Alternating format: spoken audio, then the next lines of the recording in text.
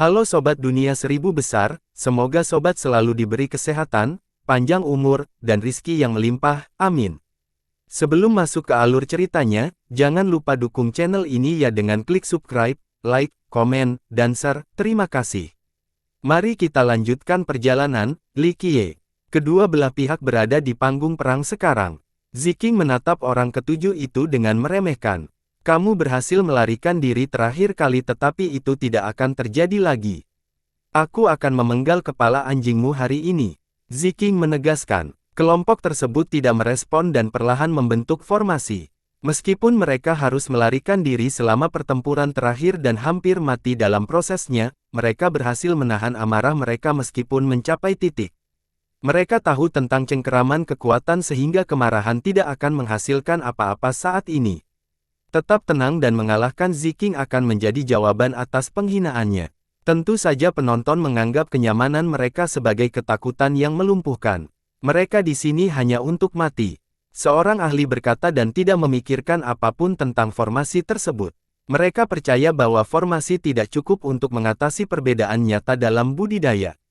Baiklah, bersiaplah. Pinnacle Sword Sein memainkannya, tidak ada aturan untuk bertarung karena ini adalah pertarungan sampai mati. Satu-satunya batasan adalah tidak adanya keterlibatan pihak luar bahkan dalam kasus kekalahan, apakah ada keberatan?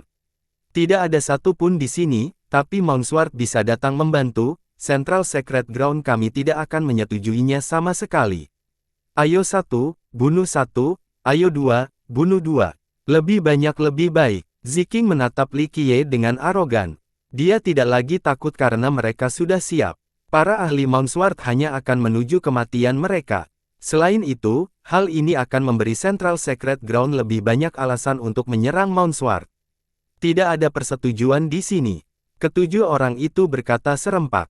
Bagus, kalau begitu aku secara resmi mengumumkan dimulainya pertarungan yang tidak akan berakhir sampai mati. Sang Santo Pedang mengumumkan dengan nyaring. Memperbaiki, Ziking memanggil pedang dengan rangkaian cahaya yang keluar bersama dengan berbagai hukum. Mereka melahap seluruh tubuhnya. Pedang Kaisar sejati. Orang-orang menghela nafas iri setelah melihat ini. Bahkan orang bodoh pun bisa mengetahui tingkat senjata ini, meski bukan Kaisar asal senjata itu. Benar-benar membuat iri jika seorang murid muda memiliki senjata kerajaan. Hanya penerus atau murid yang sangat dihargai dalam suatu sekte yang memiliki hak istimewa ini. Bagaimanapun, satu sekte atau kerajaan mungkin memiliki ratusan ribu hingga beberapa juta murid. Oleh karena itu, hanya segelintir orang saja yang mempunyai akses terhadapnya. Zhou Ziking tidak memenuhi syarat untuk memilikinya hanya berdasarkan statusnya sebagai murid. Pedang jauh lebih berharga dibandingkan dengan senjata abadi. Selain itu, Central Secret Ground memiliki banyak murid yang lebih cemerlang darinya. Namun, dia adalah pelayan dari orang suci mereka selain menjadi bagian penting dari misi penting ini. Oleh karena itu, istrinya memberikan pedang ini sehingga dia dapat dengan cepat membunuh ketujuh orang tersebut untuk menghindari kemungkinan komplikasi. Keluarkan besi tuamu, aku akan membunuh kalian semua dalam 10 langkah. Dia menyatakan dengan nada menghina.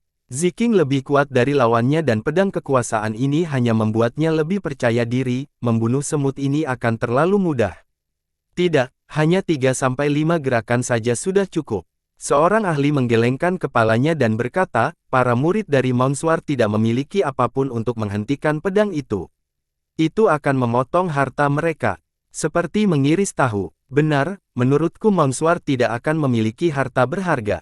Mereka sudah terlalu lama menolak. Mungkin sudah menghabiskan seluruh sumber dayanya sejak lama, tidak ada yang menganggap orang ketujuh itu tinggi.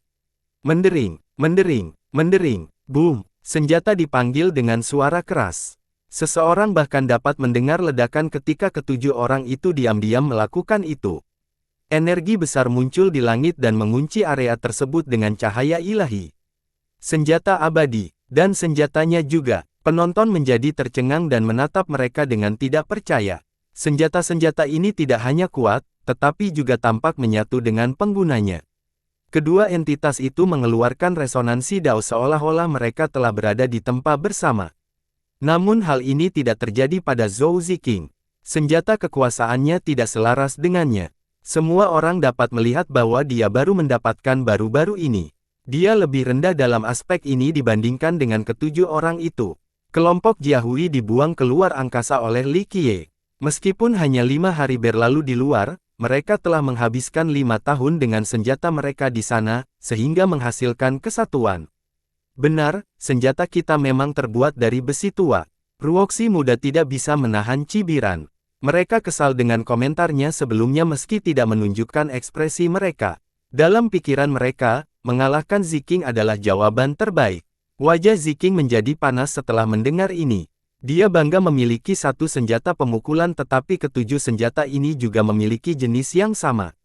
Ini sama saja dengan menamparkan wajahnya. Sejak kapan Mounsward memiliki begitu banyak harta karun yang kuat?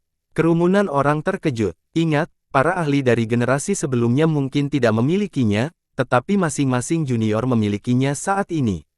Bagaimana murid sekte kelas 3 bisa memiliki senjata ini? Akibatnya, semua orang menjadi iri. Saya tidak percaya mereka masih memiliki begitu banyak sumber daya setelah sekian lama mengalami penurunan. Banyak leluhur yang menunjukkan keserakahan di mata mereka. Semua orang tahu untuk tidak memamerkan kekayaan karena hal itu dapat menimbulkan masalah.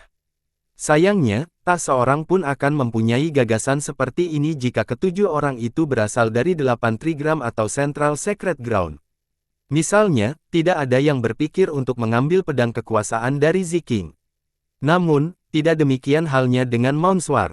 Reaksi pertama banyak ahli adalah memikirkan cara menghancurkan Mounsward dan mengambil semua yang ada di sana. Jadi bagaimana jika kamu memiliki senjata kepemilikan? Rasa malu Ziking berubah menjadi amarah, itu masih berupa besi tua jika digunakan oleh orang sepertimu. Semuanya akan menjadi milikku segera setelah aku membunuhmu, terima kasih telah membawa ke sini. Nona Zhou, mari kita mulai.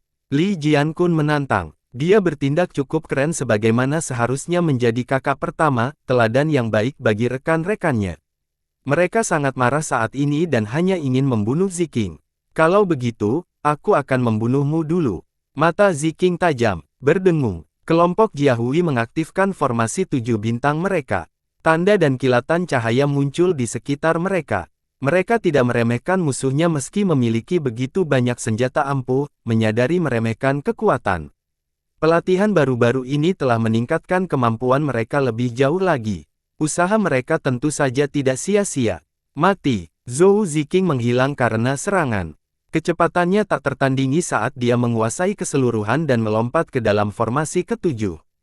Berdengung, cahaya formasi itu berdesir dan aktif, menyebabkan Ziking melambat.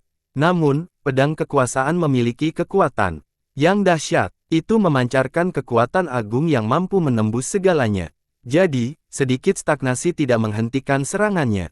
Memperbaiki. Target pertamanya adalah Lu Ruoxi, yang termuda dan terlemah dari ketujuh orang tersebut. Membunuhnya akan membuat formasi menjadi tidak efektif. Tusukan pedang itu tampak seperti naga sejati yang terbang ke langit dengan kecepatan ekstrim dan gerakan yang dalam. Itu mengunci ke arah Ruoxi, tentu saja merupakan serangan yang fatal. Saat pedang hendak menembus dada, formasi berubah lagi. Sebuah dinding dewa menembus dinding dan menghalangi kedua gadis itu. Bam! Pergerakannya cukup mendominasi namun masih terhenti oleh formasi. Pada saat yang sama, Ruoxi melompat mundur dengan gerakan melengkung seperti pelangi, gerakan yang sangat enak dilihat dan kecepatan kilat. Pergi! Jiankun meraung dan menggunakan gaya pedang dan perisai. Perisainya menghantamnya dengan kekuatan gunung dewa.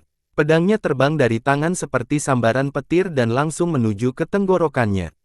Sementara itu, Xiu bersaudara diam-diam menyerang kiri dan tekadnya dengan pedang mereka yang berkedip. Enyahlah!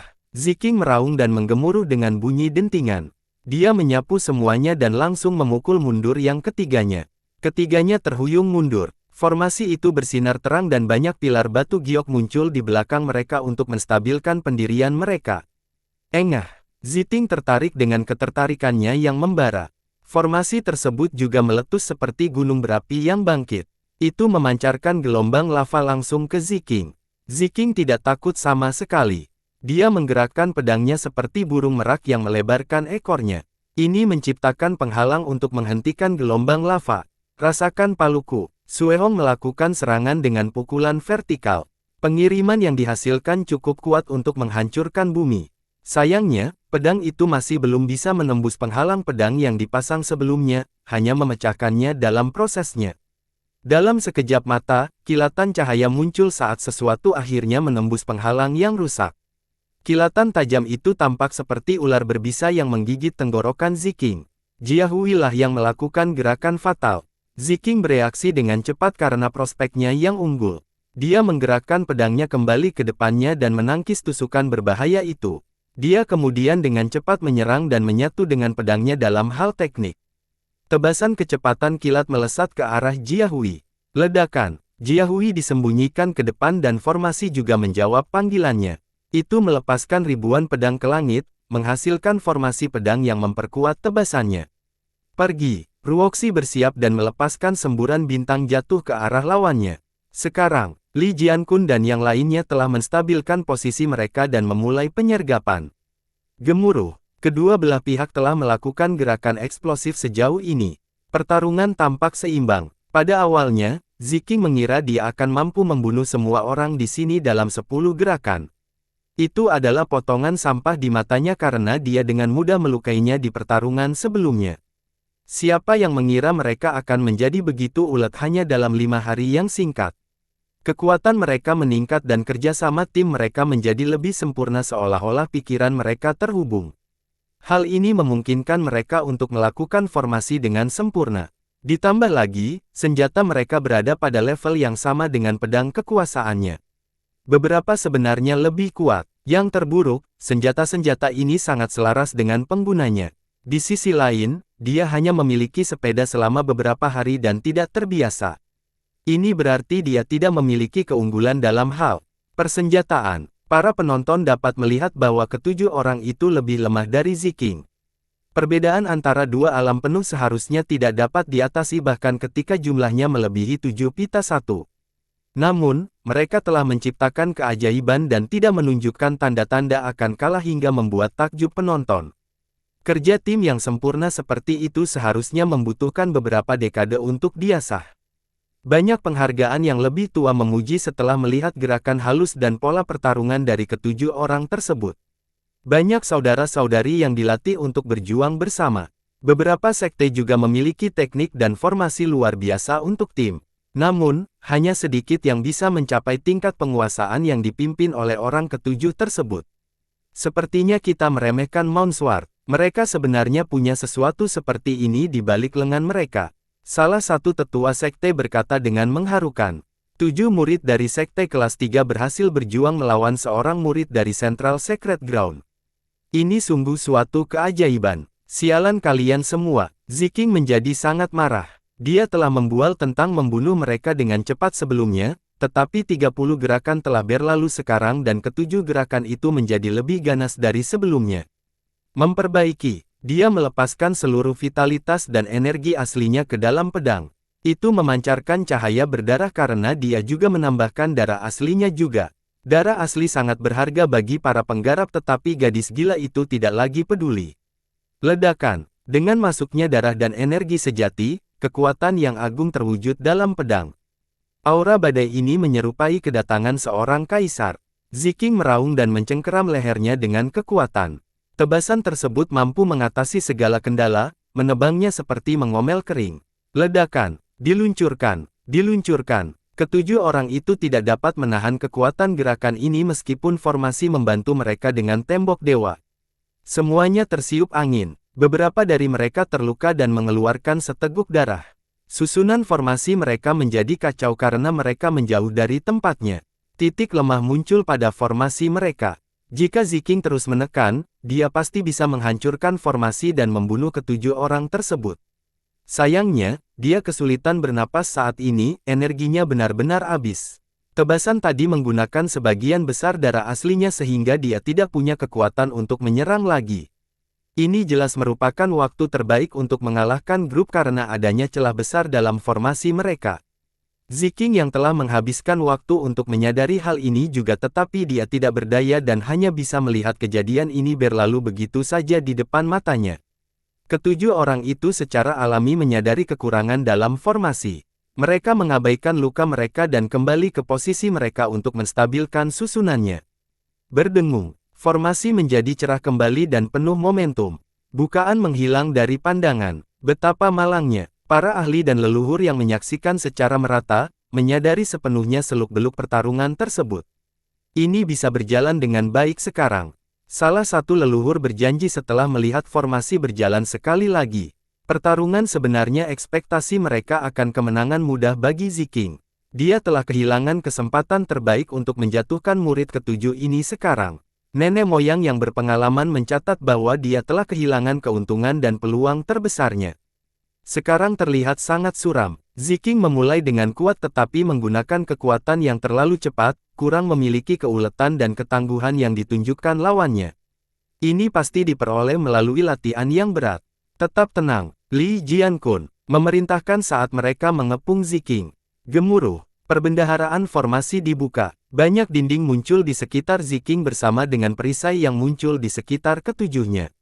Ketujuh orang tersebut memilih metode yang mantap dan menggunakan tindakan pengamanan yang kuat untuk memikat Ziking.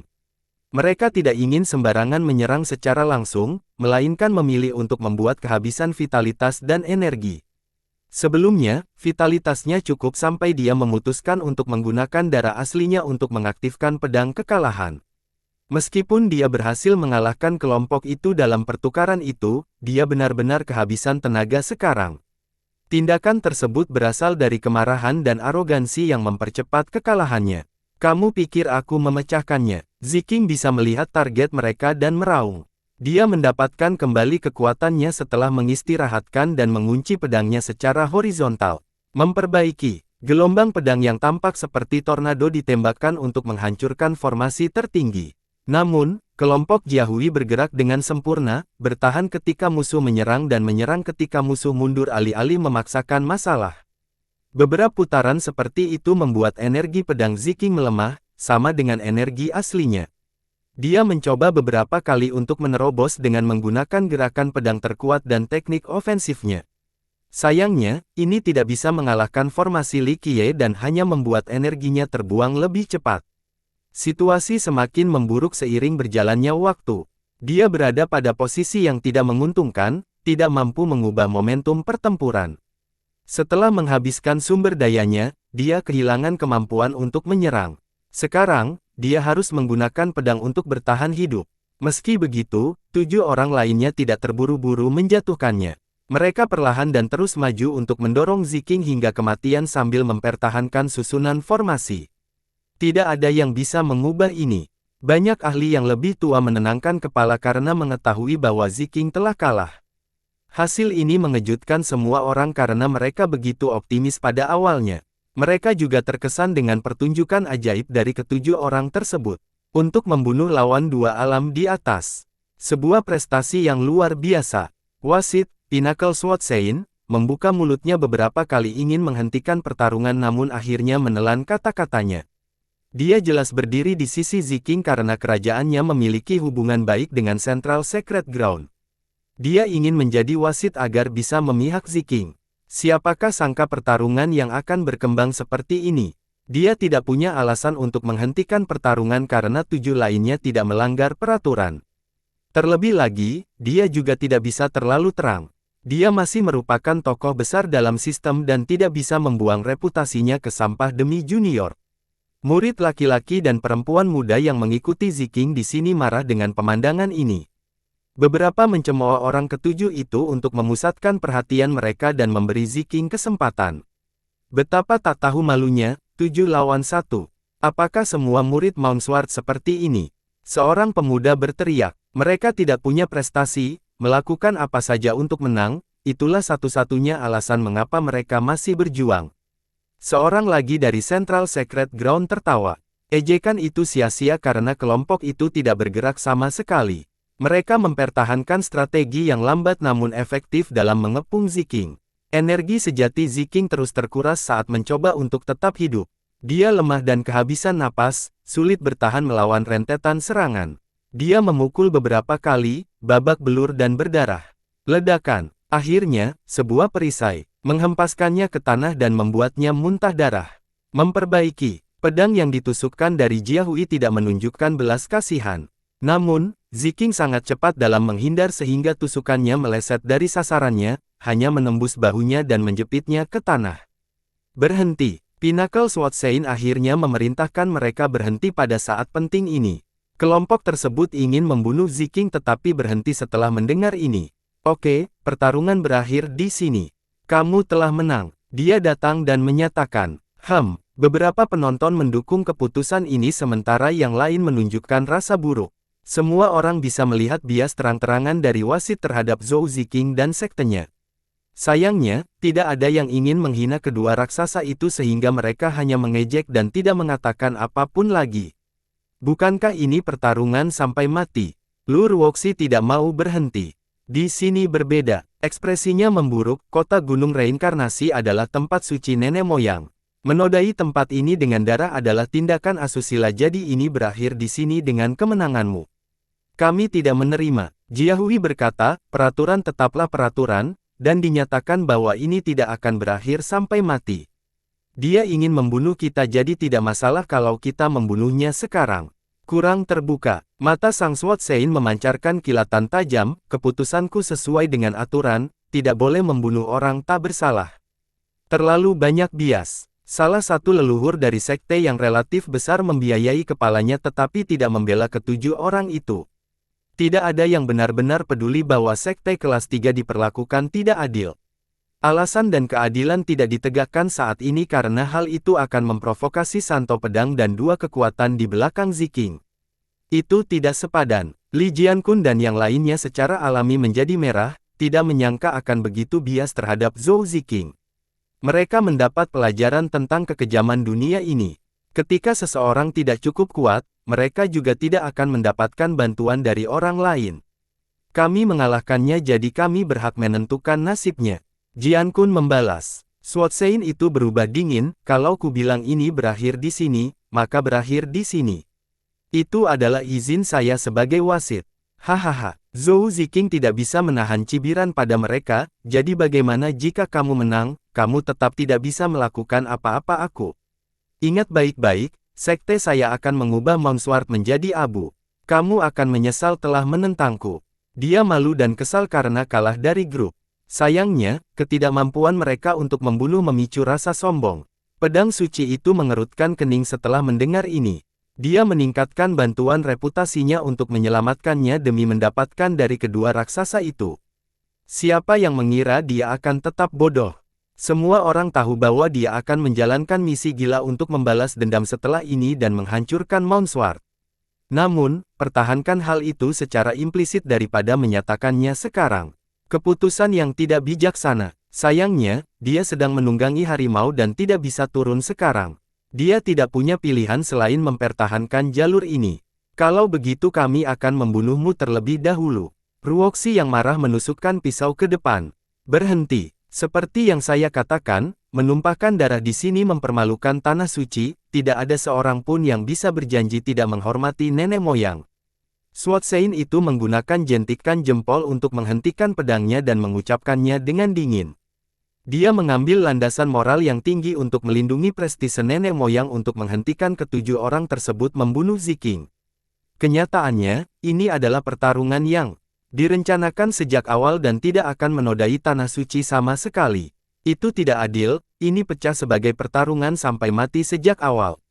Kita seharusnya bisa membunuhnya sekarang. Zhao Ziting tidak setuju. Penonton pun puas hanya dengan menonton. Beberapa orang merasa tidak senang dengan sikap Santo Pedang yang bias itu, tetapi ini bukan waktunya untuk mengatakan apapun. Ini adalah keputusan terakhir saya. Saya memperlakukan semua orang dengan setara dan akan melakukan hal yang sama jika kelompok Anda kalah lebih awal. Kata orang suci pedang itu. Kelompok itu tidak mempercayainya sama sekali, bibir mereka menghina. Aku sangat meragukannya, semua orang bisa melihat biasmu. Wang Suehong muda tidak bisa menahan diri. Sang Sword Sein tidak menyukai komentar terang-terangan tentang biasnya, meskipun hal itu sudah terlihat jelas. Itu membuatnya memerah karena marah dan canggung. Bodoh. Seorang wasit mempunyai hak untuk mengambil keputusan. Jika kamu tidak menghormati otoritasku, aku akan memberikan pelajaran sebagai pengganti seniormu. Dia mengancam dan mengambil satu langkah ke depan, menunjukkan beberapa agresi. Dia merusak reputasinya sendiri. Salah satu leluhurnya menggelengkan kepalanya setelah melihat tingkah laku Santo Pedang itu. Dia jelas-jelas membuang wajahnya untuk menyelamatkan Zhou Ziqing. Sayangnya, situasinya akan lebih buruk jika dia membiarkannya mati. Itu sama saja dengan menyentuh Central Sacred Ground dan Kerajaan 8 Trigram. Dia mempertimbangkan pilihannya dan membuat keputusan. Orang idiot sepertimu tidak memenuhi syarat untuk mengajari mereka apapun. Suara biasa terdengar. Semua orang menoleh dan melihat bahwa pembicaranya adalah Li Qiye. Dia membuka matanya dan memperhatikan semuanya, tampak acuh tak acuh terhadap perlakuan tidak adil terhadap murid-muridnya. Ketujuh orang itu menjadi bersemangat karena semuanya akan baik-baik saja jika nenek moyang mereka mendukung mereka. Anda, Swatshain itu tidak suka disebut idiot di depan banyak orang. Terlebih lagi, jauh di lubuk hatinya, dia tidak peduli tentang Mount Sword atau yang disebut leluhur ini. Sentimen ini juga dimiliki oleh banyak orang di antara kerumunan. Nenek moyang dari Mount Sword ini tidak licik itu. Dia hanya bisa menjadi ascender terbaik, dan level rendah pada saat itu. Di sisi lain, Swatshain adalah seorang ascender yang perkasa. Dia tidak akan memandang orang cacat ini untuk kedua kalinya. Keputusan itu bersifat final karena itulah peraturannya. Menantang ini sama saja dengan mengabaikan hukum gunung reinkarnasi dan ajaran nenek moyang. Dia menarik napas dalam-dalam dan berkata dengan dingin, "Baiklah, berhentilah mengambil peran otoritas yang tidak beralasan atau mempengaruhi mereka untuk tidak menghormati nenek moyang. Mulai sekarang, saya batalkan status Anda sebagai wasit, enyahlah ke samping." Li Qiye mengulurkan tangannya dan menyela. "Anda, bagaimana bisa Swatshain membiarkan hal seperti ini terjadi? Reputasinya akan hancur." Dia menarik napas dalam-dalam dan berkata, "Sebelum pertempuran, Central Sacred Ground dan Sekte Anda telah menyetujui proposal saya selain menerima pemerintahan kota Gunung Reinkarnasi. Mengingkari akan menimbulkan pelanggaran terhadap orang lain." Wei Zheng menjadi merah setelah mendengar ini. Dia tidak meminta orang itu menjadi wasit, hanya saja tidak ada calon orang lain. Siapa sangka karakter terkenal seperti itu bisa bertindak tanpa malu-malu. Lalu biarkan para pahlawan di sini memutuskan apakah Anda tidak memihak atau tidak. Saya percaya pada keadilan, selama lebih dari setengahnya percaya, maka penilaian Anda akan ditegakkan. Li Qiye tidak bergerak. Swatshain itu berbalik ke arah kepadatan. Mereka saling memandang dan tidak ada yang mau melangkah. Bahkan orang bodoh pun bisa melihat biasnya terhadap Zhou Ziqing. Mereka tentu saja takut menyerang kedua raksasa itu dan tidak mendukung ketujuh raksasa itu, tetapi ini tidak berarti mereka juga setuju dengan tindakan yang merusak reputasinya. Swatshain itu menjadi merah setelah melihat kurangnya dukungan dan berdiri di sana dengan canggung. "Enyahlah, berhentilah mempermalukan dirimu sendiri." Li Qiye berkata datar. Warna pria itu terus berubah, ekspresi menjadi sangat tidak sedap dipandang. Dia menghancurkan reputasinya sendiri demi menyelamatkan Ziqing. Siapa sangka semuanya sia-sia. Baiklah, kalau begitu aku tidak mengerti dengan apa yang terjadi hari ini. Dia meninggalkan panggung. "Senior," Ziqing berteriak setelah melihat Santo Pedang itu keluar. Sayangnya, wajah Swatshain itu tidak cukup tebal untuk terus membelanya. "Turunkan dia," Li Qiye memerintahkan. "Tuan Suci, selamatkan aku." Dia berteriak ngeri saat kematiannya mendekat. Siapa yang berani membunuh murid dari Flame Banner Altar? Kerutan yang menggelegar menusuk telinga semua orang. Seorang pria parubaya perlahan berjalan ke atas panggung.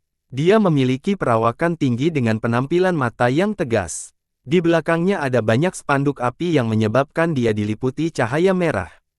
Seseorang bisa merasakan panas datang darinya bahkan ketika berada jauh. "Panji api, Tuan Suci." Seseorang segera mengenalinya. Flame Banner Altar adalah cabang dari Central Sacred Ground. Zhou Ziqing berasal dari cabang ini. Dia menunjukkan kemampuan luar biasa dan dipersiapkan oleh senior sekte tersebut. Statusnya melonjak setelah menjadi pelayan orang suci juga. Apalagi dia punya peluang menjadi permaisuri di kemudian hari. Prospek masa depannya tampak bagus. Flame Banner memiliki banyak murid yang luar biasa, tidak hanya satu yang memiliki kelebihan seperti Zhou Ziqing. Itu sebabnya mereka akan melindunginya dalam keadaan apapun dan dengan cara apapun. Mereka menyadari keberadaan Li Qiye sehingga tuan mereka secara pribadi datang untuk memimpin masalah ini dan melindungi Ziking. Dia memang istimewa di sekte tersebut. Murid biasa tidak akan pernah bisa menikmati perlakuan serupa. Tuan mereka berdiri di sana, menatap orang ketujuh itu dengan kilatan menyambar di matanya. Kelompok itu bergidik dan merasakan tekanan yang berat, perlu mengambil beberapa langkah mundur. Orang ini terlalu kuat untuk mereka. Dia adalah Ascender tingkat kelima, lebih unggul dari Fukun yang mengunjungi sekte mereka saat itu. Dengan kata lain, tuan ini sendiri yang bisa memutar Mount Sword. Inilah alasan mengapa Ziking bertindak tanpa keraguan, tidak lagi takut pada Li Qiye. Di matanya, Li Qiye mungkin lebih kuat darinya namun tidak bisa menandingi junjungan mereka. Yang terakhir ini bisa dengan mudah membunuh. Saat kelompok itu mundur, Ziking memanfaatkan ini dan bangkit untuk keluar dari formasi. Dia kemudian bersembunyi di belakang kapal. Anda, Xiu Ling jengkel tapi tidak bisa berbuat apa-apa. Betapa tak tahu malunya, kalah lalu lari bersembunyi di belakang senior. Ruoxi menambahkan dengan marah. Anggota yang lebih tua tidak mengatakan apapun. Mereka sadar akan ketidakadilan di dunia ini dan hanya ingin menjadi lebih kuat untuk menghindari hal seperti ini. Mount Sword, aku akan mengingat ini. Tunggu saja, aku akan memenggal kepala kalian semua dan membuat sekte menjadi kalian abu. Dia penuh gigi dan mengancam. Dia mengambil keputusan tentang masalah ini. Selama dia menjadi permaisuri 8 trigram, dia bisa mengerahkan pasukan untuk menyerang Mount Sword tanpa perlu melibatkan para senior dari Central Secret Ground. Masalah ini berakhir di sini, kata Dewa Suci Panji Api dengan agresif. Tidak pantas bagi Ascender level 5 seperti dia untuk ikut serta dalam masalah antar junior ini. Sayangnya, Ziking memiliki terlalu banyak potensi di masa depan. Satu-satunya hal yang dia sesali adalah jaminan mereka mendapatkan mahkota berbudi luhur. Para ahli di persahabatan saling bertukar pandang. Ziking telah kalah tetapi masih berhasil keluar dari hidup-hidup berkat Tuan Suci. Ini sangat tidak adil tetapi Mount Sword hanya bisa menyalahkan diri mereka sendiri karena lemah. Jika mereka berada di level yang sama dengan Central Secret Ground tidak akan terlalu mencolok dalam upaya ini. Sayangnya, hal ini tidak terjadi sehingga sang penguasa suci tidak peduli dengan pendirian Mount Sword. Kelompok itu sangat marah, mengira Zhou Ziking akan lolos begitu saja.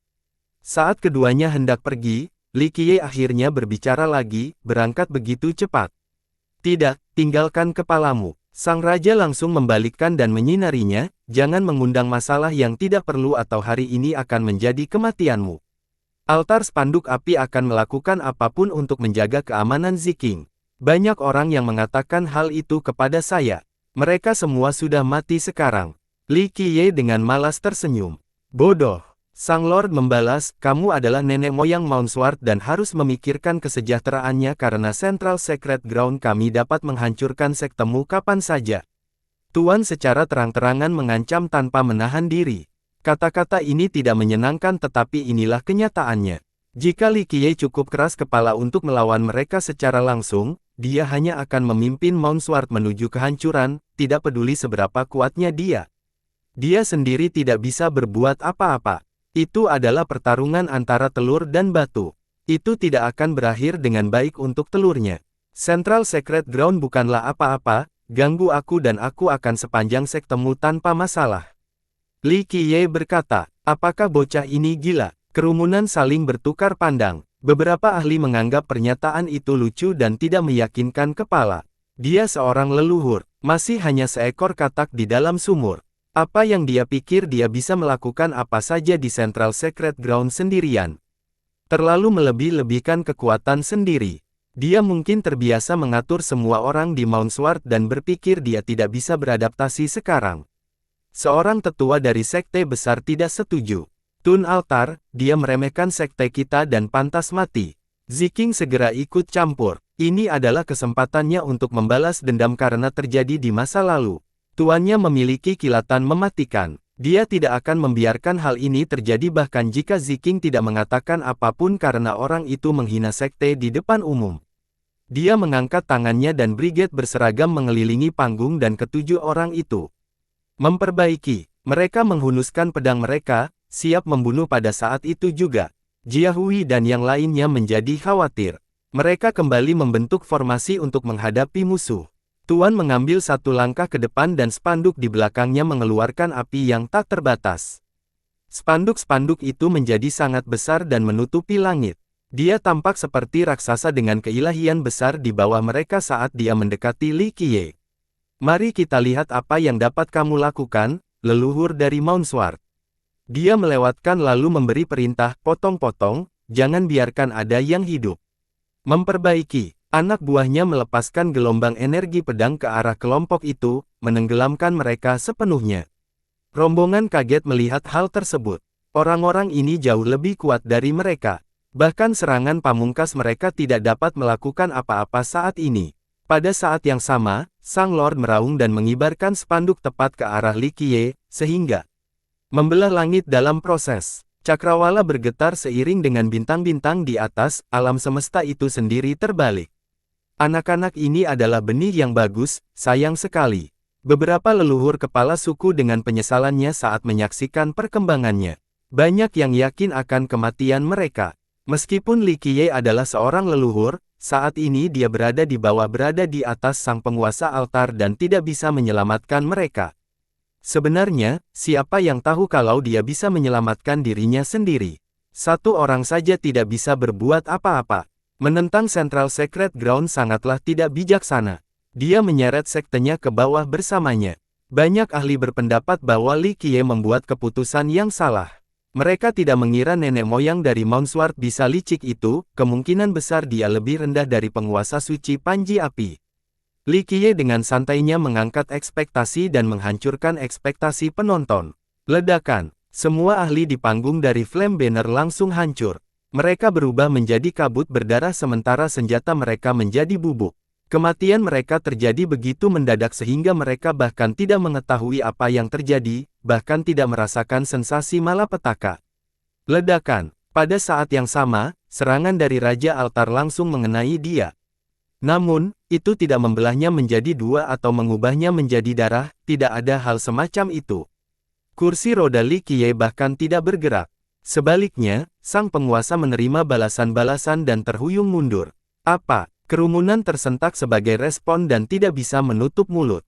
Tuannya tidak lemah sama sekali sejak dia berada di tingkat kelima.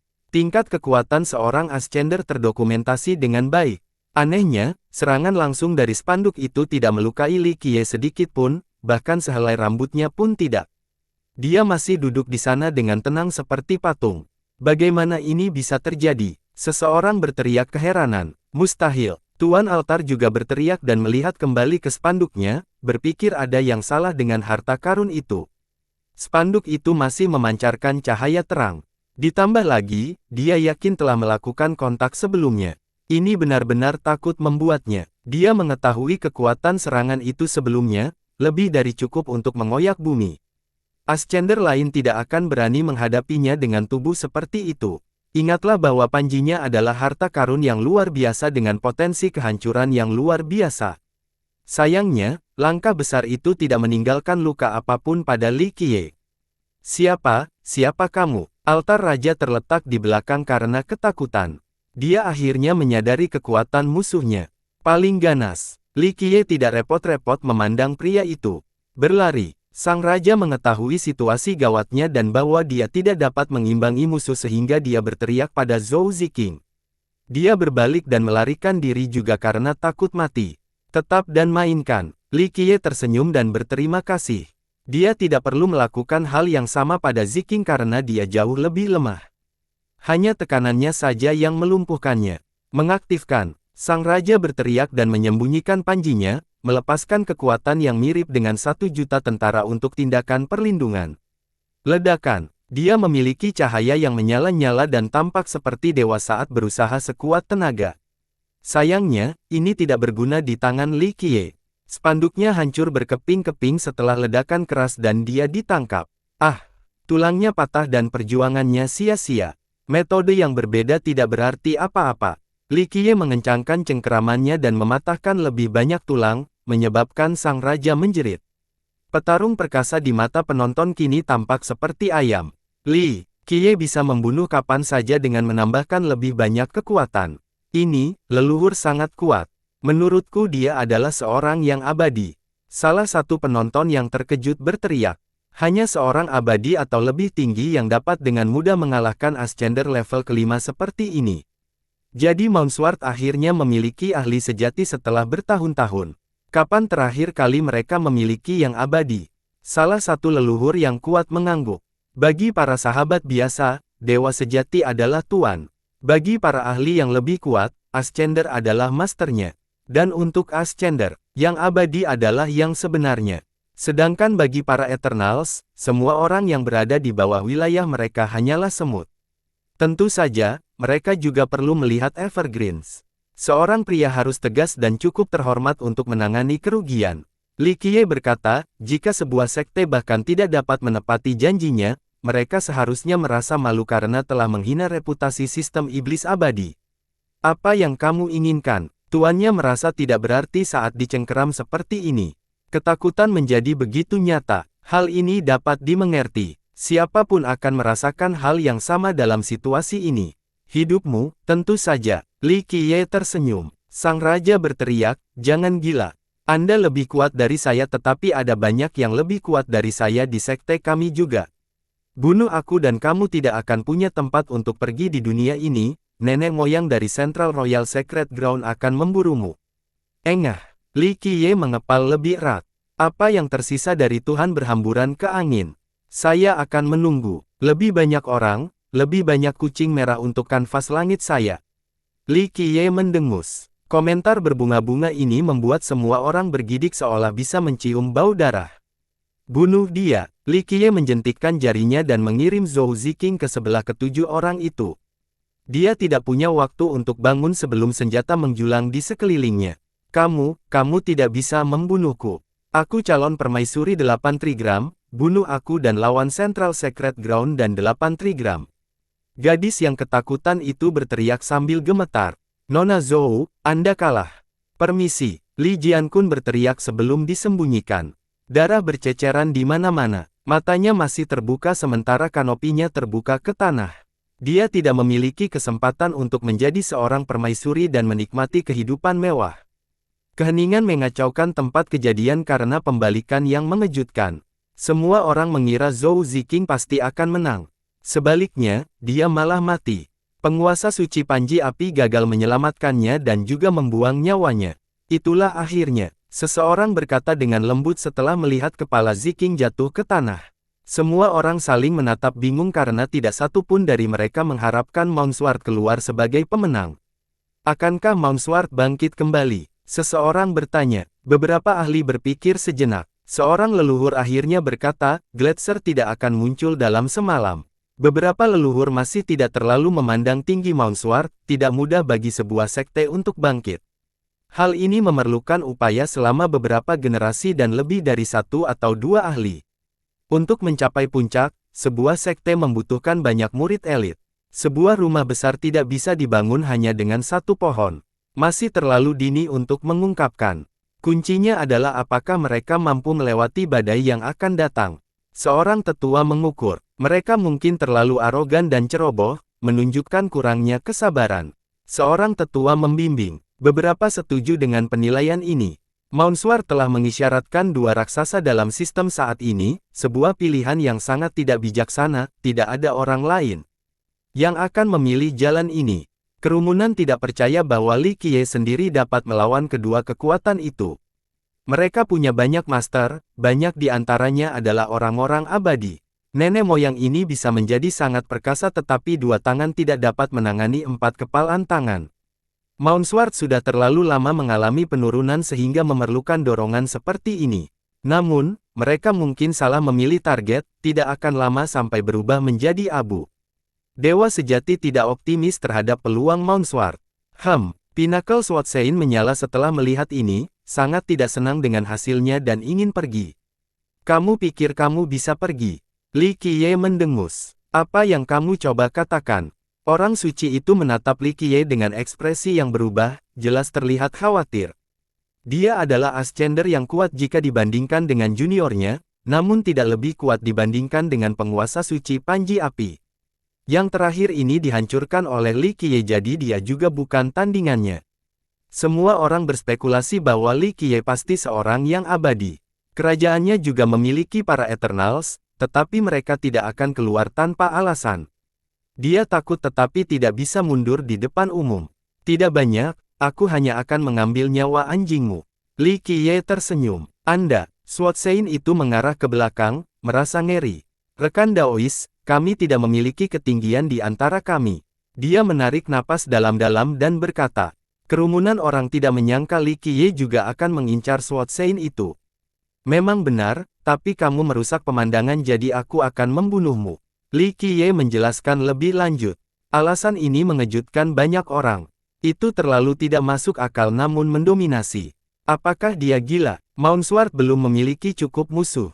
Seseorang berjanji, rekan Daois, kamu tidak masuk akal di sini. Ekspresi Sword Sein menjadi tidak sedap dipandang. Dia relatif terkenal dalam sistem dan jelas merupakan tokoh besar di kerajaannya sendiri. Hari ini, penghinaan dari Li Qiye terlalu berat untuk diterima. Terus, setiap orang punya posisi dan biasnya masing-masing, tidak apa-apa, tapi apakah wasit harus melakukannya? Anda membuang reputasi Anda sendiri beserta sistem dan temperamen yang baik. Untuk diam tidak memihak secara terang-terangan dalam duel resmi, tidak ada murid yang lain akan merasa aman setelah prioritas ini, Anda telah merusak integritas dan pantas mati. Li Qiye meliriknya dan berkata, banyak anggota yang mengangguk setuju. Sword Sein memang memberikan preseden buruk bagi sistem, tidak ada yang akan mempercayai wasit setelah tindakan ini. Wajah Sword Sein berubah menjadi merah dan putih, namun dia tidak bisa memberikan jawaban. Dia memang salah dalam hal ini. Di mata saya, Anda hanya bisa berdamai dengan kematian. Jadi, apakah kamu akan mengakhiri dirimu sendiri atau aku yang harus melakukannya? Li Qiye menambahkan, Sword Sein itu berdiri di sana dengan membayangkan, tidak tahu harus berbuat apa. Aku tidak akan mempermainkanmu lagi. Dia membeli lengan bajunya dan memutuskan untuk pergi. Dia menyesal berlama-lama menonton pertunjukan lebih awal daripada langsung pergi. Ini menjadi sangat bermasalah. Seperti yang sudah kubilang, kamu tidak akan meninggalkan tempat ini hidup-hidup. Li Qiye tiba-tiba muncul di depan jalannya. Tidak ada yang melihat bagaimana dia melakukannya karena kecepatannya yang sempurna meski masih menggunakan kursi roda. Orang suci yang ketakutan itu terhuyung mundur. Dua pilihan, bunuh diri atau dibunuh olehku. Li Qiye dengan tenang duduk di sana dan mengancam. Rekan Daois, meskipun aku tidak adil dalam pertarungan itu tidak berarti pertarungan sampai mati di antara kita. Orang suci itu menarik napas dalam-dalam dan menenangkan diri sebelum mengucapkannya dengan dingin. Bukan seperti itu, kamulah yang pasti akan mati, kata Li Qiye. Orang suci itu menganggap sikap Li Qiye mengganggu. Pria itu berbicara seolah-olah dia adalah seekor semut. Sayangnya, Li Qiye sebenarnya lebih kuat darinya. Rekan Daois, saya mengakui kesalahan dan bias saya sebelumnya. Orang suci itu mengakui, tidak memikirkan suatu saat. Dia menangkupkan berkumpul dan melanjutkan, lebih baik berteman daripada menjadi musuh. Pertemuan ini adalah semacam takdir, kerajaan puncakku menyambutmu sebagai tamu kapan saja. Orang-orang dapat melihat bahwa orang suci itu berusaha menyenangkan Li Qiye dengan menerima kekalahan, tidak ada lagi yang bisa dia lakukan karena kekuasaannya yang longgar. Ditambah lagi, dia bisa membalas dendamnya nanti selama dia bisa melewati hari ini. Semua mata tertuju pada Li Qiye sekarang. Menurut mereka, Mounsward masih terlalu lemah. Lebih baik mencari teman daripada menjadi musuh saat ini. Membiarkan Sword Sein pergi dapat menciptakan hubungan potensial antara kedua sekte tersebut. Itu sama sekali bukan hal yang buruk. Jangan membuatku mengulanginya lagi. Masih dua pilihan yang sama seperti sebelumnya. Li Qiye tidak menggigit. Anda, orang suci itu tidak tahu harus berbuat apa. Dia telah menerima kekalahan dengan cara yang rendah hati namun Li Qiye tetap tidak melepaskannya. Sepertinya kamu tidak akan bunuh diri. Li Qiye memandang dengan tidak setuju pada orang suci itu, kalau begitu bersiaplah, bertahanlah dalam satu gerakan dan aku akan mengampuni nyawamu. Mata orang suci itu dipenuhi amarah. Meskipun dia bukan seorang ahli yang tiada taranya, dia cukup mahir dalam ilmu pedang. Bahkan para Eternals di kerajaannya tidak berani meremehkannya atau berbicara tentang bunuh diri hanya dengan satu gerakan. Li Qiye yang kelihatannya cacat berani mengejeknya seperti ini. Dia tidak sanggup menerima keluhan yang merendahkan ini. Saya mengerti, saya mengerti. Suotsein itu tertawa terbahak-bahak saat meresponsnya dan dengan sinis berkata, saya harus melihat gerakan luar biasa dari pemain besar Mongsword bahkan jika itu berarti kematian. Memperbaiki, dia perlahan mengeluarkan pedang besar di punggungnya. Beberapa waktu yang lalu, dia mengakui kesalahannya demi menyelamatkan nyawanya, menyadari bahwa dia bukanlah tandingan Li Qiye. Tapi sekarang, Li Qiye tidak berpikir kalau Suotsein seperti dia bisa menghentikan satu gerakan pun. Dia ingin membuktikan bahwa pria itu salah meskipun itu berarti buruknya nyawanya. Inilah intinya, mengambil satu langkah untuk menjaga martabatnya.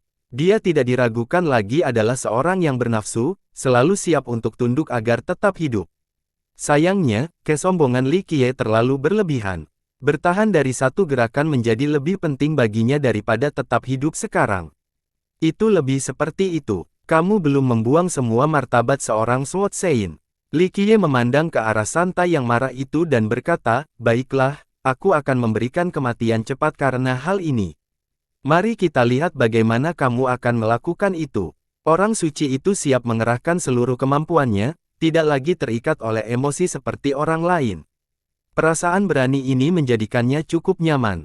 Pergi, kata Li Qiye. Memperbaiki. Suotsein itu memegang senjatanya dengan kedua tangannya. Vitalitas dan energi sejatinya muncul seperti naga yang terbang tinggi. Nyanyian pedangnya menggemuruh berulang kali. Dia mulai memutar pedangnya, menghasilkan sisa gambar hampir seperti ekor burung meak di belakangnya. Gambar ini pedang ganda dan menjadi pedang singgasana. Yang sebenarnya dalam genggamannya memiliki aura agung dengan energi yang cukup untuk menyebar ke seluruh dunia. Di dalam aura terdapat banyak fenomena visual yang tercipta dari Dao. Bagus, Dao Pinnacle Suotsein jauh melebihi Ascender dengan level yang sama. Banyak leluhur mengangguk setuju. Mati, dia melepaskan tebasan pembunuh bintang yang bisa mengakhiri 6 Dao dan siklus Yin dan Yang terputus saat ia meninggalkan gelombang energi yang memanjang. Gelombang energi ini tampak seperti gambaran pedang surgawi. Orang-orang merasa seolah-olah mereka telah jatuh ke dalam lautan pedang. Penebangan dan pemusnahan tidak akan pernah berakhir, selalu berlanjut tanpa batas waktu dan hampir tidak dapat diblokir. Memperbaiki, semuanya tiba-tiba berhenti. Kerumunan melihat Li Qiye menghentikan tebasannya dengan jarinya. Lautan energi yang memenuhi langit dan pedang fisik yang sebenarnya telah dihilangkan. Gambar pedang di belakang mengeluarkannya dan melesat ke depan hingga mencapai seperti anak panah. Kedua kombatan itu begitu dekat satu sama lain. Anak panah yang masuk menghancurkan dan menghancurkan bumi, ingin menghancurkan Li Qiye hingga menjadi tertidur. Namun, di momen krusial ini, mengaitkan yang memekakkan telinga terdengar seolah-olah jutaan pedang terhunus pada saat yang bersamaan.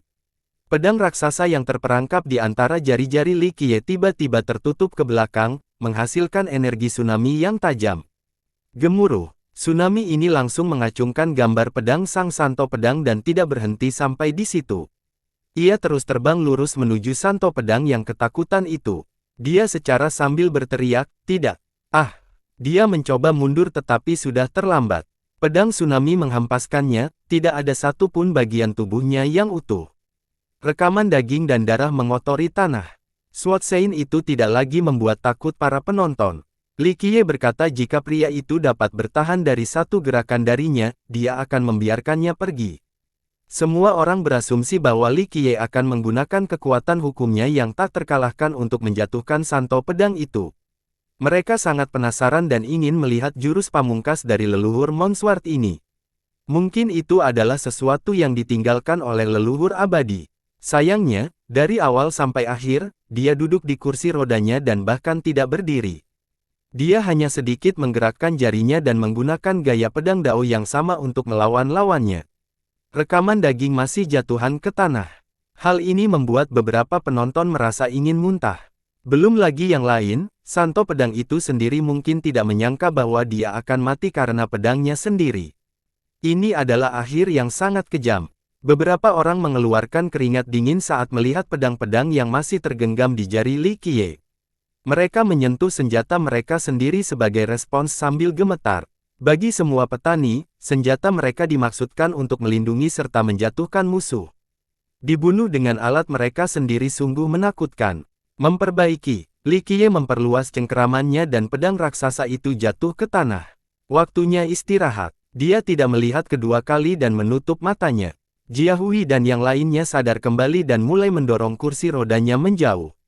Meski ia masih seorang penyandang disabilitas yang berkursi roda, orang-orang tersebut masih mengungkapkan kepergiannya dengan rasa takut. Bayangkan saja, dia bisa membunuh Ascender seperti anjing saat ini.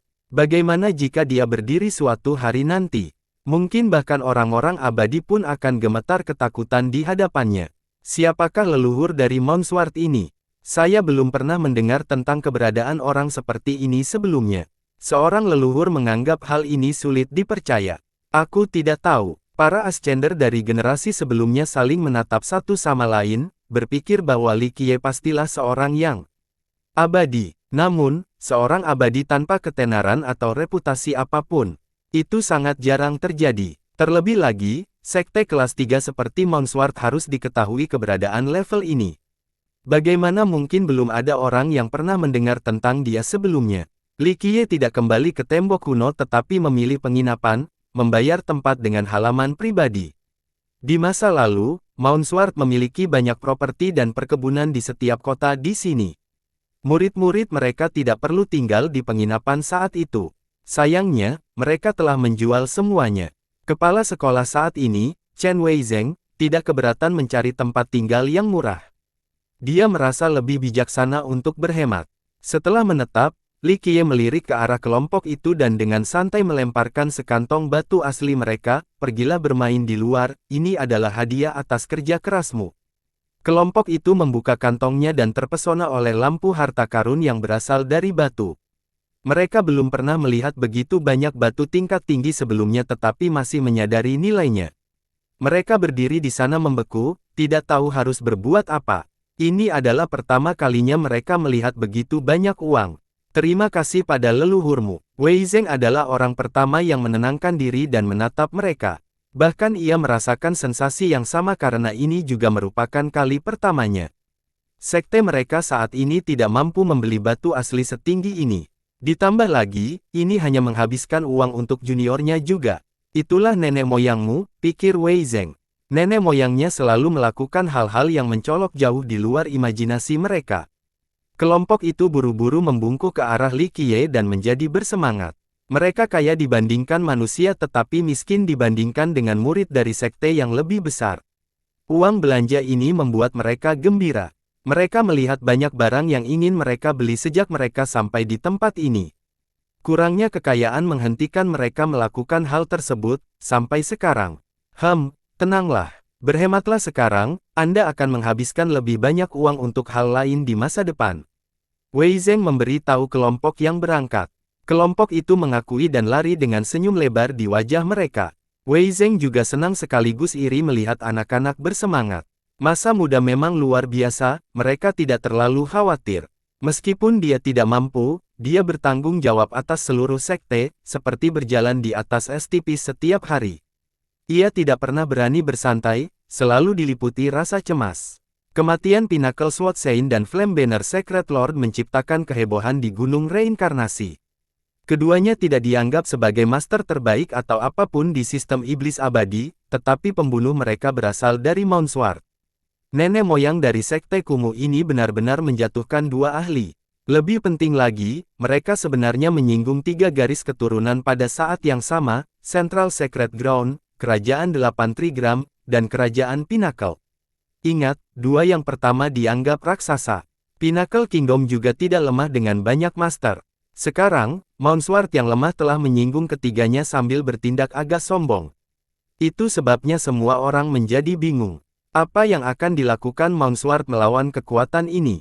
Apakah mereka tidak takut dihancurkan? Seharusnya tidak sulit bagi yang ketiga untuk mengalahkan mereka, mungkin lagi sarapan. Banyak ahli yang lebih tua mencoba menghubungkan Li Qiye dengan orang bijak atau leluhur tua dari Mounsward.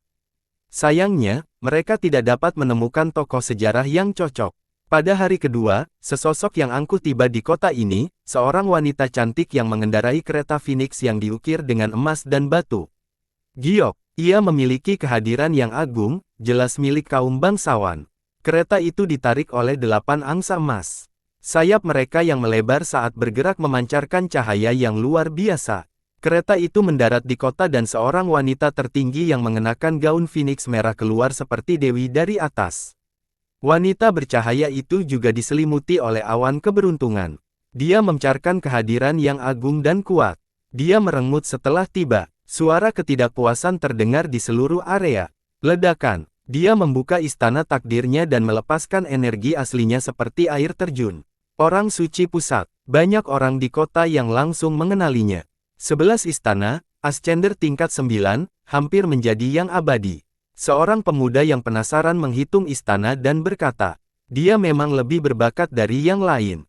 Saya melihatnya beberapa tahun yang lalu dan saat itu dia hanyalah ascender tingkat 8, tidak akan lama sampai dia menjadi seorang yang abadi. Seorang pakar yang lebih tua berkomentar secara emosional. Dia masih sangat muda, ada kemungkinan dia akan menjadi seorang yang abadi. Orang-orang menyetujui kekuasaan. Ya, minat terhadap bakat dan penampilan. Seorang anak ajaib menjadi tergila-gila dengan penampilannya.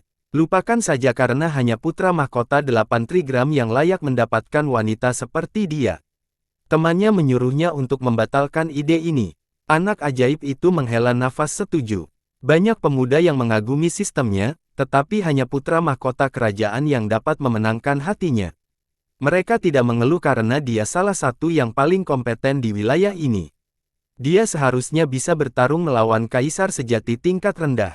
Seorang tetua dari klan tua berkomentar. Itu tergantung pada latar belakang kaisar, yang tidak memiliki dukungan apapun atau yang berasal dari kekuatan terkenal. Hadiah abadi berkata dengan serius, dia memiliki seni tertinggi dari nenek moyang dan memiliki senjata yang tak terpecahkan. Seorang kaisar dari latar belakang yang sederhana tidak dapat menandingi tingkat sumber daya tersebut meskipun memiliki Grandao yang lebih baik. Tidak ada seorang pun yang menyetujui pernyataan ini. Beberapa orang mungkin merasa iri tetapi inilah kenyataannya. Gadis itu terkejut karena latar belakangnya. Kembali pada saat berdirinya sekte, nenek-neneknya meminta leluhur abadi untuk memberikan nama untuk sekte tersebut. Nenek moyang yang agung memberi nama, Pusat, sebuah gelar yang sangat positif dan membawa keberuntungan. Sekte ini jelas disukai oleh nenek moyang, meski tidak setingkat dengan Mounsward dan Longevity Hall. Oleh karena itu, ada rumor tentang sekte ini yang memiliki banyak hukum pahala dan harta karun dari ayah nenek moyang abadi. Mereka telah diwariskan dari generasi ke generasi. Akumulasi yang lama telah meningkatkan sekte ini. Gadis khusus ini adalah seorang jenius sejak muda, dipuja oleh para senior di sektenya. Dia hukum prestasi terbaik dan memiliki senjata terkuat yang dikembangkan. Setelah menikah, dia mendapatkan cinta dari 2 raksasa sekaligus. Orang hanya bisa membayangkan kekayaannya yang luar biasa dan kartu sebagai yang tersembunyi. Seorang kaisar sejati yang berasal dari sekte normal mungkin tidak sekaya dia. Orang yang membunuh pelayanku pantas dihukum mati. Suaranya yang berwibawa dan dingin menggema, ayo terima hukumannya dan saya mungkin akan mengampuni sekte Anda. Kalau tidak, semua orang yang berhubungan denganmu akan mati. Pernyataannya yang kejam membuat orang-orang melihat darah di hari-hari mendatang. Orang-orang tentu saja bergidik mendengar pernyataan haus darahnya dan berpikir serius juga. Bagaimanapun, kata-katanya mewakili Central Secret Ground dan sampai batas tertentu, Kerajaan 8 Trigram juga. Bayangkan saja, kedua raksasa ini menikmati status yang tinggi dalam sistem. Hanya sedikit kekuatan yang sebanding dengan mereka, tidak ada yang berani melawan mereka tanpa memikirkan 2 kali, lalu lain kali. Akankah Mounsward mampu bertahan dari ini? Diskusi bermunculan di seluruh kota. Sulit, tidak mungkin.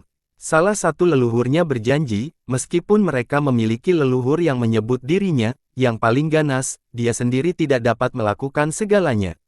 Trigram Pusat dan 8 juga memiliki banyak leluhur yang kuat, bahkan yang abadi. Ya, kekuatan mereka sebenarnya tidak dapat diduga. Memiliki satu leluhur yang kuat saja tidak dapat melindungi Mounsward selamanya. Dia tidak bisa bersaing dengan 2 sekte yang telah mendominasi begitu lama. Orang-orang setuju dengan pernyataannya. Mounsward saat ini tidak memiliki peluang melawan kedua raksasa itu. Mereka meliputi sarang lebah kali ini, bertahan hidup akan menjadi hasil terbaik berkat restu nenek moyang mereka di masa lalu. Saya pikir leluhur ini akan membawa kehancuran bagi mereka. Seorang tetua menambahkan, orang-orang dapat melihat bahwa leluhur ini sangat kuat dan Mount Sword memiliki harapan akan revitalisasi di bawah bimbingannya. Namun, dia terlalu sombong dan meremehkan 3 kekuatan sekaligus. Sekte kelas 3 menghadapi musuh dari segala arah. Merupakan keajaiban jika ia berhasil tetap hidup. Nenek-nenek moyang dari Mount Sword harus datang ke sini dan mengakui dosanya dan bunuh diri untuk mengkonversi. Jika tidak, kita akan menghancurkan Mount Sword. Dia akhirnya menambahkan perintah kematian ini yang membuat banyak orang kecewa. Oke, itu sudah beres. Semua orang sampai pada kesimpulan bahwa Mount Sword sudah tamat. Gemuruh, peluncuran meledak di seluruh kota, menggemparkan langit dalam prosesnya. Setelah perintahnya, cahaya ilahi keluar dari istana milik Central Sacred Ground bersamaan dengan auman binatang buas. Tempat itu sepertinya menyimpan binatang purbakala saat ini. Memperbaiki, penghalang penanaman didirikan dan kerangka istana diubah menjadi logam, yang tampaknya tidak dapat ditembus. Raungan binatang buas sesekali datang dari dalam. Aura mereka membuat orang-orang yang lewat bergidik ketakutan dan memaksa mereka menempuh perjalanan jauh. Orang suci itu datang dengan persiapan kali ini. Dia juga membawa pasukan Central Sacred Ground.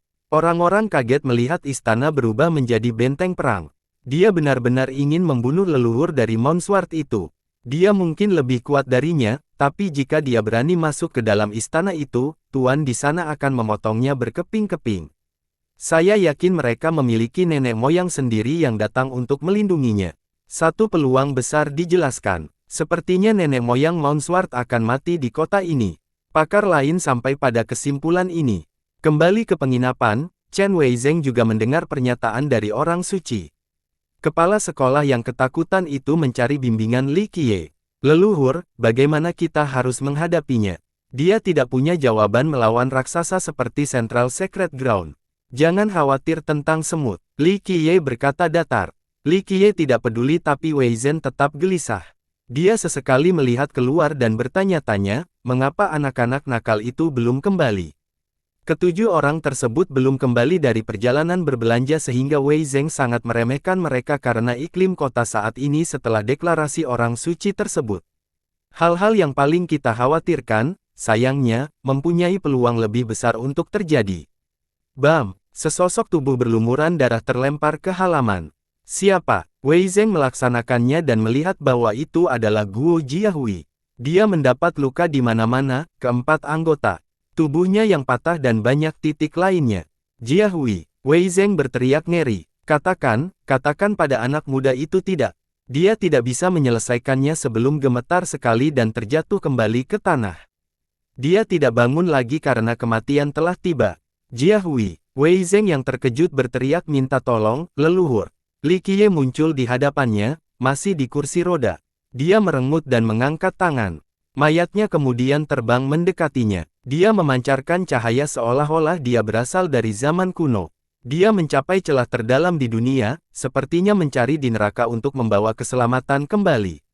Berdengung, dia mengambil sebagian kehidupan dan menyisihkan waktu, memutus siklus memutar dan mencuri kekayaan dunia.